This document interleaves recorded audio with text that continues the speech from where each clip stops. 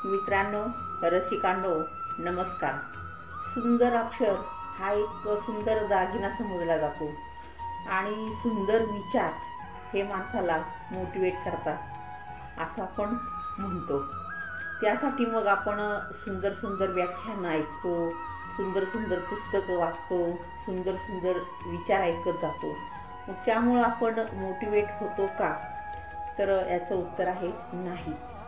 तुम्ही म्हणाल हे कसं काय? हे बघा, आपण ज्यावेळेला लहान होतो त्यावेळेला आपल्याला आईबाबा खेळणी आणून द्यायची. आताची इलेक्ट्रॉनिक्स खेळणी आहेत, पण पूर्वी एक असं चावीचं खेळणं असायचं. चावी दिली की तेवढ्या पुरतं ते खेळणं टुनटुन उड्या मारायचं आणि खूप आनंद व्हायचा त्या बालकाला. आपण हे किती वेळा? 4-2 वेळा. नंतर त्यातला इंटरेस्ट संपतो आणि ते मोडून तोडून टाकतं. मग आपलं पण तसंच आहे. आपण आता मोठे झालो, आता आपण काय करतो? रिलॅक्स होण्यासाठी, मोटिवेट होण्यासाठी, किंवा काहीतरी ताण आहे, काहीतरी टेन्शन आहे, तणाव आहे, मग तो कसा घालवायचा? तर यासाठी मग परमेश्वराचा आपण आधार घेतो. आणि ह्या सगळ्या गोष्टी माणूस काय म्हणतो? परिस्थितीवर अवलंबून आहे. आता परिस्थिती म्हटलं की आपल्या डोळ्यासमोर फक्त गरिबी येते. तर गरिबी नाही, परिस्थिती श्रीमंती असू द्या, भरपूर पैसा आहे पण सुख नाही, आणि भरपूर सुख आहे घरात पण पैसा नाही.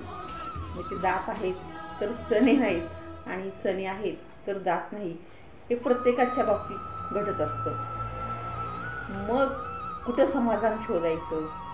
मग श्रीमंत असू द्या किंवा गरीब असू द्या, तो मग देवाचा आधार घेतो. एखादं सुंदर मंदिर बघायचं, अगदी गारोची पांढरी शुभ्र स्वामी समर्थांची असेल, साईबाबांची असेल, शंकराची पिंड असेल, तिथं जायचं. त्या गाभाऱ्यात धूप दीप लावलेला असतो, एकदम सुगंधित असं वातावरण तिथं झालेलं असतं आणि छान वाटतं तिथं गेल्यावर. मग तिथं पण जायचं, देवाच्या चरणी थोडंसं लीन व्हायचं आणि थोडा वेळ खूप शांत वाटतं, मोटिवेट झाल्याचा आनंद भेटतो. आणि मंदिराच्या पायऱ्या चढून आपण खाली आलो की परत त्या खेळण्यासारखीच अवस्था होती आपली. परत आपल्या डोक्यामध्ये विचारांचा कल्लोळ आहे तसाच चालू राहतो. मग माणसानं मोटिवेट कसं व्हावं, कसं झालं पाहिजे?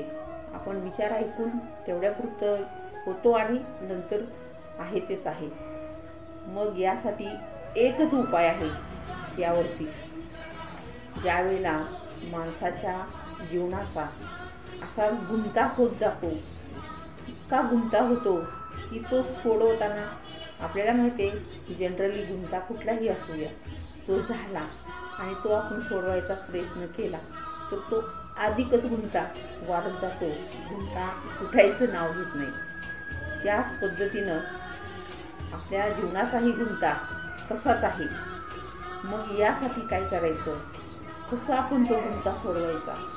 कसं यातून सुटायचं? यासाठी फक्त एकच उपाय. आपण विचार केला पाहिजे स्वतःचा स्वतः. दुसऱ्याचे विचार अंमलात न आणता, दुसऱ्याकडून काहीही न शिकता आपण आपला स्वतःचा विचार असा केला पाहिजे की सुरुवातीला त्या गुंत्याकडे आपण एकटक बघायचं आणि तो गुंताच का निर्माण झाला, हा गुंता कसा झाला, हे ज्यावेळेला आपल्याला कळेल त्यावेळेला एका क्षणात आपण तो गुंता सोडवू शकतो आणि खऱ्या अर्थानं आपण मोटिवेट होतो. मित्रांनो, व्हिडिओ माझे वाढत जातात. आजचा व्हिडिओ कसा वाटला? नवीन असाल तर लाईक करा, शेअर करा आणि चॅनल सबस्क्राईब करायला मात्र विसरू नका. आजचा दिवस तुम्हाला खूप छान आनंदी जावो आणि सगळ्यांच्यासाठी have a good day. Thank you.